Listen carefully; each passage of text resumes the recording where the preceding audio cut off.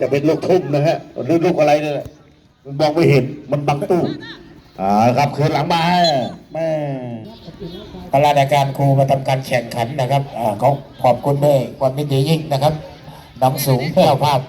โอ้ประวัติเอาบอลมาตั้งแขนเตะเขาอีกเกิดประตูหยุดยาวขึ้นมาแล้วครับตรงนี้เบียดกันอยู่ไม่ผ่านแล้วครับหัวยาวขึ้นมากลับมา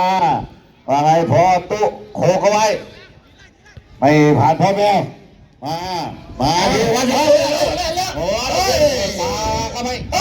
ก็กระโดดบอลเลยจะให้พอสลับวุฒิล่วงหลังนะครับตรงนี้มาสองคนเนื้อร่างเนื้อขาเชียงวงแล้วครับขับทีเริ่มบุกแล้วนะครับเปิดขึ้นไปไม่ผ่านพอตุ๊นะครับตรงนี้กระโดดขึ้นมาขับทีรอจังหวะอยู่เปิดพัฒนาการซ้ายนะครับใจไว้ว่ากันอยู่นี่ล็อกไว้จังหวะหนึ่งปากเข้ากลางมาแล้วรอจังหวะอยู่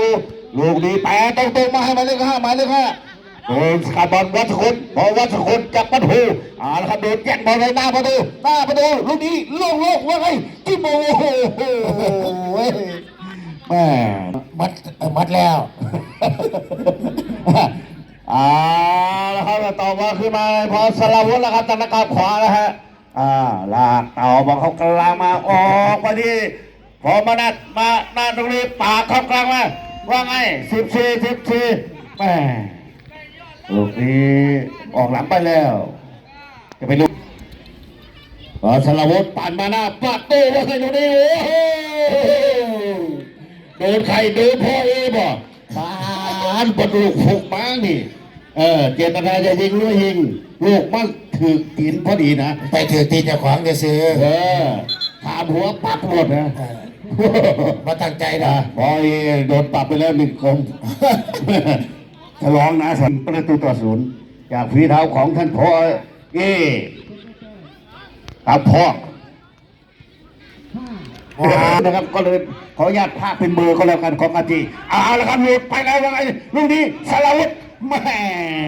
กระดกบอลเอกมาที่ไหนเตะขึ้นมาแล้วครับโดนตัดบอลได้แล้วแม่ลูกนี้ไม่ค่อยดีเท่าไหร่เพราะสลับไอ้แย่งบอลมาเข้าทางจิ้มบอลขึ้นหลังมานาดพอตุไปที่พอมานาดบางคิวพอมานาดปาเข้ากลางมาว่างันนี่ลูกโคสกัดมาเข้าทางวัดสุคนออกมาพอ